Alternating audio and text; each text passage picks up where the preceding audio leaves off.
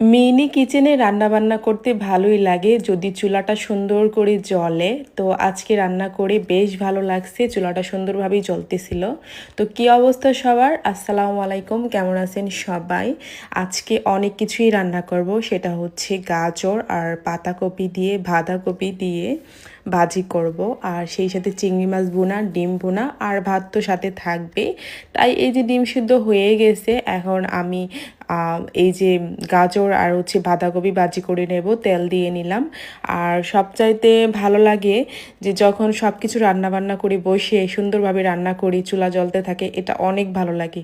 কিন্তু বারবার একটু পর যদি ধোঁয়া উঠতেই থাকে তাহলে সেটা বেশ কষ্টকর। আর মিনি কিচেনে রান্নার পর যে কড়াইতে কালি, ভাতের পাতিলায় কালি, এগুলা একদমই অসহ্যকর, ভালো লাগে না। আমি জানি কারোরই ভালো লাগে না। আমার ভাত হয়ে গেছে, এখন ভাতের মাড় গেলে নিব। এই যে দেখো, সুন্দর করে ছোট্ট একটা পাতিলা, কুটোমুটো একটা পাতিলায় আমি মাড় গেলে নিলাম। লাকড়ির চুলায় আমি একটা ননস্টিকের কড়াই বসিয়ে দিলাম। এটাতে আমি ডিমগুলা ভেজে নেব এক এক করে। তবে এই যে হাতে কালি লাগে, দেখেন হাতে কালি লেগে আছে, এগুলা একদমই ভালো লাগে না। আর আমি দুই নাইয়া চুলায় সবসময় রান্না করি, আমার কাছে অনেক ভালো লাগে, দুইটা একসাথে বসিয়ে দিই, হয়ে যায়। আর মিনি কিচেনের আয়োজন তো খুবই ভালো লাগে, কিন্তু এই যে সব কিছু যে মাখিয়ে যায় রান্নার পরে, এখনই অনেকটা মাখিয়ে গেছে দেখেন। এখন আমি পেঁয়াজগুলা ভেজে নেব সুন্দর করে, এটাতে আমি ডিম ভুনা করে নেব। আমার ভাজি এটা প্রায় হয়ে গেছে, গাজর আর বাঁধাকপি যে দিয়ে যে ভাজিটা করছিলাম এটা আমার হয়ে গেছে। এখন আমি ওই চুলায় অন্য কিছু দিয়ে নেব, চিংড়ি মাছগুলা ভেজে নেব। আর আজকের রেসিপিতে চিংড়ি মাছ ভুনাটা অনেক সুস্বাদু হয়েছে, এটা আমি নিজেও খাইছি। যদিও মিনি কিচেনের রান্না আমি নিজে খুব একটা খাই না, হঠাৎ মাঝে মধ্যে খাই যদি ভালো লাগে আর কি। আর ছোট ছোট জিনিসে রান্না করতে অনেক কষ্টকর, কারণ অনেক ছোট জিনিস হাত দিয়ে ধরাও অনেক কষ্ট। সেই সাথে যদি হয় লাকড়ির চুলায় তাহলে তো আর কথাই নাই, অনেক কষ্ট।